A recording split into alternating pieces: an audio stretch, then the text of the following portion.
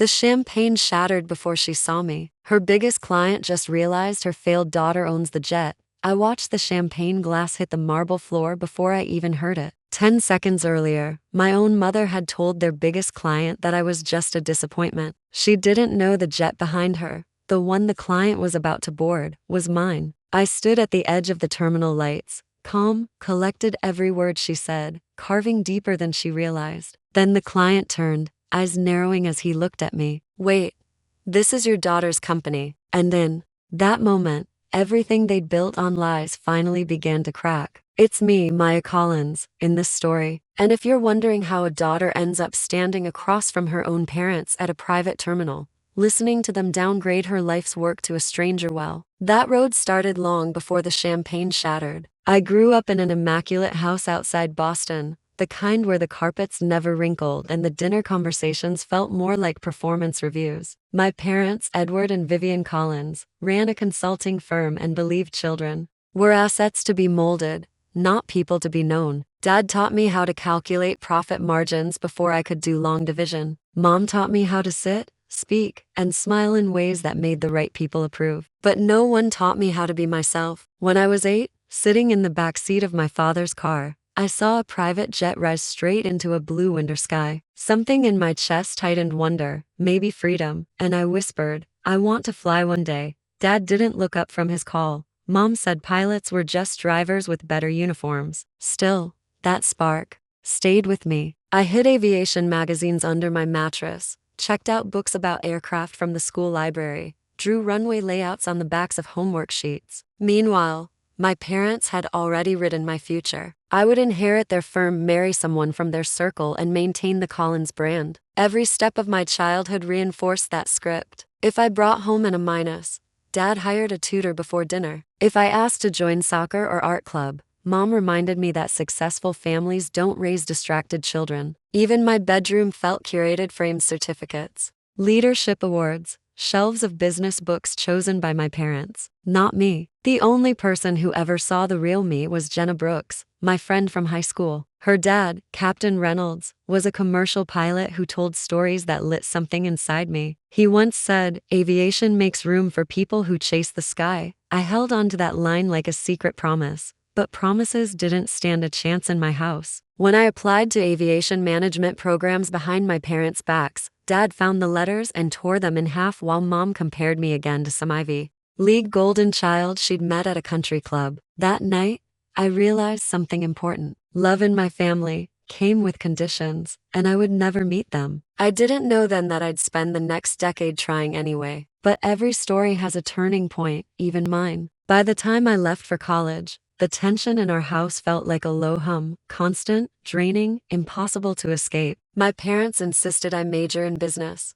so I did on paper. But the electives I chose told a different story. Logistics, operations, transportation systems, quiet rebellions, disguised as compliance. Professor Henry Walsh spotted it immediately. After class one day, he said, "You think like someone who belongs in aviation. Why aren't you there?" I didn't know how to explain 22 years of pressure in one sentence. So, I just shrugged. He nodded like he understood anyway. That one conversation became a doorway. Internships, contacts, guidance. My secret life finally had air to breathe. Of course, secrets don't stay hidden forever in a Collins household. Every break home turned into an interrogation. Mom would ask about my GPA just loud, enough for the neighbors to hear. Dad would ask which consulting clubs I joined, and when I didn't answer fast enough, he'd sigh like I was throwing away the family legacy. They kept comparing me to other kids with the right path, the right internships, the right futures. It was like they couldn't see me without a checklist. Sometimes I caught my reflection in the hallway mirror and wondered if I still recognized the person they were trying to build. After graduation, they offered me a position at their firm, an extravagant salary, a clear promotion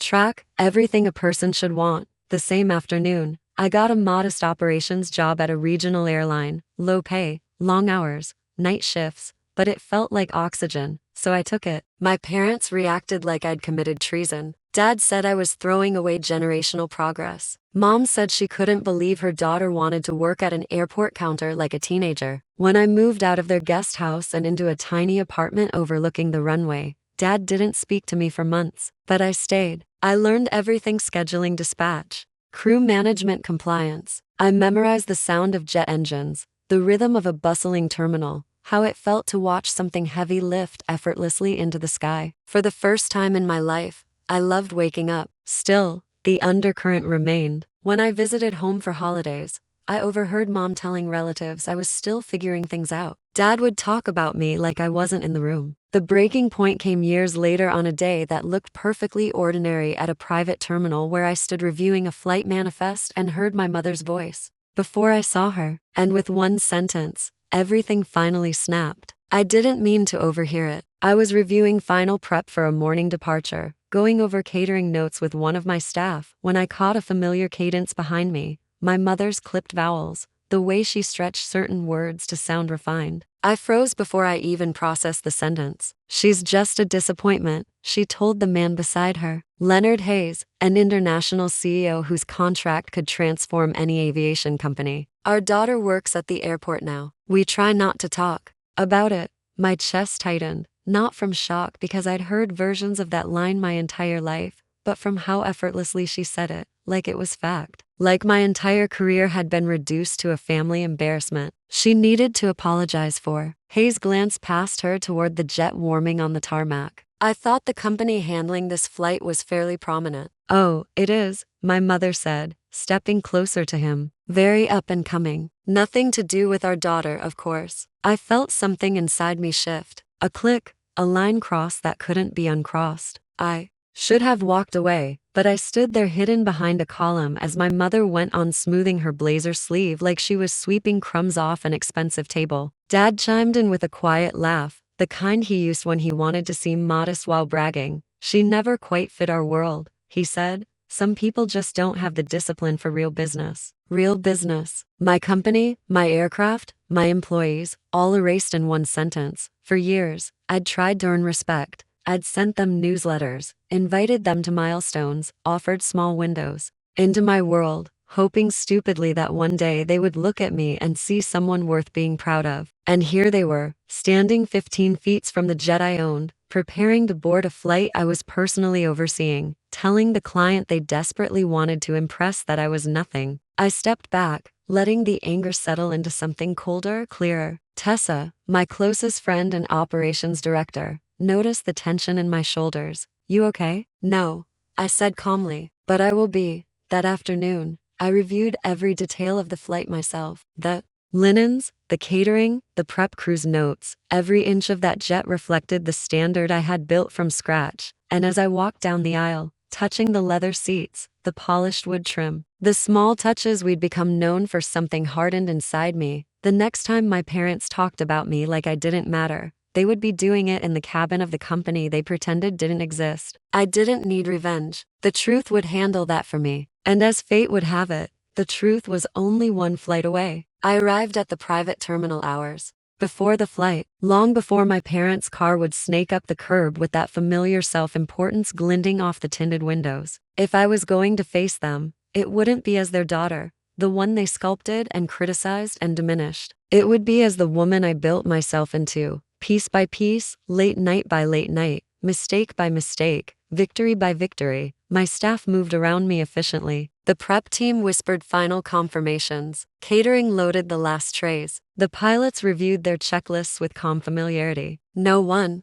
knew the personal storm heading their way, and I kept it that way. This wasn't about spectacle. It was about truth finally refusing to stay quiet. I stood at the terminal entrance just as the black sedan pulled up. Even from behind the glass, I could see my mother's posture, perfect poise, chin tilted just enough to signal perceived superiority. My father stepped out first, smoothing his suit jacket like he was entering a boardroom. Vivian followed her heels, clicking in a rhythm I knew by heart, and beside them, stepping out last, was Leonard Hayes, rolling an overnight bag and already speaking about the agenda for Zurich. They were mid-con conversation when Hayes asked something that made my mother stop walking. "Will your daughter be joining us today?" His voice carried through the glass even before the doors opened. My mother sighed lightly, the way she did when she wanted to sound patient but superior. No, she works at the airport, not in aviation, just the airport," She said it with a soft shrug, like my life was a mild inconvenience she hoped he wouldn't notice. And then she added with a half laugh that could cut skin, "We try not to mention it." My father nodded in agreement, that subtle shake of his head that said, "What can you do with children like that?" Hayes didn't respond. Instead, he looked up and saw me standing there. When the sliding doors opened, a gust of cold morning air swept around them. Hayes stepped forward first, his eyebrows raised in genuine recognition. "You must be Maya," he said, offering his hand warmly. "The CEO?" My mother froze. My father blinked, confusion stretching across his face like someone had switched the language mid-sentence. I smiled politely. "Good morning, Mr. Hayes. Welcome to our terminal. We're honored to handle your trip today." Hayes gestured toward my parents. "They told me you worked at the airport. I didn't realize you owned the aviation company." My mother's grip on the champagne flute loosened. The glass slipped slow motion like gravity was savoring the moment before it shattered against the marble floor. The sharp crack echoed through the terminal. Every head turned. My mother didn't bend to pick it up. She didn't breathe. She just stared at me like she'd seen a ghost wearing my face. My father was quicker to recover. Though his voice wavered, "Maya has been involved with aviation for some time," he said, choosing each word carefully. "We're very proud." The lie was so easy, it almost impressed me. Hayes looked between them, reading everything. The panic, the scramble, the unraveling of a narrative they'd protected for years. "Well," he said, "you should be. She runs an exceptional operation." I motioned toward the tarmac. "Shall we board? The crew is ready for you." As we walked toward the jet, my parents drifted behind, whispering to each other with rapid clipped panic. I stayed beside Hayes. His curiosity seemed to sharpen with each step. "So, this is your newest?" he asked as we approached the gleaming jet. "It is," I said. "Long range, quiet cabin, customized interior. The membership clients love it. And you built this company from scratch." "Yes." "Impressive," he murmured. "Very." Behind us, my mother missed a step in her heels. Inside the cabin, the space glowed with soft lighting and polished surfaces. Hayes moved through with genuine interest, touching the seat leather, inspecting the conference space, noting the service touches. My parents followed mechanically, looking around like the walls might suddenly accuse them of something. When we settled into the seating area for pre-flight briefings, my parents ended up across from me and Hayes. The arrangement felt too poetic to be coincidence. Years of emotional distance turned into physical placement. Hayes leaned forward. "Tell me, Maya, what inspired you to start a private aviation company?" I didn't sugarcoat it. I worked in operations for years. I saw gaps, pricing that made no sense, service that was inconsistent, communication failures. I wanted something better, more transparent, more human. He nodded approvingly. "Exactly what drew me to your proposal." My mother cleared her throat. "We always knew Maya had potential," she said, her voice tight. "We encouraged her." I looked at her. "Really? Looked? Did you?" I asked gently. Her mouth opened then shut. Hayes caught the tension instantly. "Encouragement is important," he said diplomatically, "but vision that comes from within." My father shifted uncomfortably. "Well, but Hayes was already turning back to me. "Your financial model impressed me the most. That membership structure. Brilliant." "Thank you," I said. "And your expansion timeline," he prompted. "We're preparing for international operations," I replied. "This flight will give us crucial data for scaling." My mother's hand trembled around the replacement glass the attendant had given her. She set it down before she dropped the second one. Somewhere around cruising altitude, the conversation turned toward future contracts. Hayes grew more enthusiastic with each detail I outlined. Routes, capacity, projected ROI. My parents listened in silence, cornered by a truth they could no longer reshape. Finally, Hayes sat back and said, "I'd like to expand our partnership. All executive travel, not just this trip." My mother swallowed hard. My father blinked. I kept my voice steady. "We'd be honored to handle it." He smiled. "You know, your parents talked about you as if you were lost." "I see someone who built her own sky." My mother's breath caught. My father looked away. The jet descended into Zurich through soft clouds, and when the wheels touched down, the moment felt bigger than landing. It felt like years of silence meeting the ground. After we disembarked, Hayes stepped into his waiting car, but not before shaking my hand firmly. "You've built something extraordinary," he said. Don't let anyone, family or not, tell you otherwise. My parents lingered behind on the quiet tarmac. For the first time in my life, they were the ones unsure of how to speak. Vivian approached first. Maya, why didn't you tell us? I did, I said softly. You never listened. Edward looked at me, expression unfamiliar, less certainty, more reckoning. We misjudged things, not things, I said. Me? Silence stretched. The wind moved between us. We'd like to fix this, my mother said, voice cracking somehow. I nodded slowly. Maybe, but first, you'll need to understand something. They waited. I don't need your approval anymore, but I won't accept your disrespect. Edward swallowed. Vivian looked away. We hear you, he said. I hope so. I turned toward the terminal. Enjoy your trip. My team will take care of you. I didn't look back. For the first time, they had to follow my lead. In the weeks after that flight, everything moved fast. Contracts, meetings, expansion plans. But emotionally, things moved slower, like my life was recalibrating after a long storm. Hayes finalized the expanded partnership within days. His team praised our service, our transparency, our efficiency. The deal brought in new clients almost immediately, executives who'd heard the story, though no one repeated the details out loud. Success has a way of speaking for itself. Back at headquarters, my team celebrated with the quiet pride of people who knew how hard we'd fought to get here. When I walked into the office that Monday morning, they'd filled the lobby with small paper airplanes, each one scribbled with a note. Proud of you. We're with you. You did this. I kept one on my desk. My parents stayed silent for almost 2 weeks. Then, on a gray Thursday afternoon, I got an email from my father. Not a lecture, not an argument. Just, we'd like to talk when you're ready. I wasn't sure I ever would be, but healing isn't a straight line, so I agreed to meet them for coffee in the city. They were different this time, less polished, less certain. My mother didn't comment on my outfit. My father didn't ask about real jobs. Instead, they listened, really listened. They asked about the company, the team, the flights. There were apologies, not perfect, not complete, but real enough to soften something inside me without erasing the past. We weren't fixed. We weren't suddenly close. But for the first time, the distance between us wasn't a wound. It was a boundary, one I finally knew how to hold. Back at the airport that night, watching a jet lift into the sunset, I felt something I hadn't felt in years. Peace. Not because they'd changed,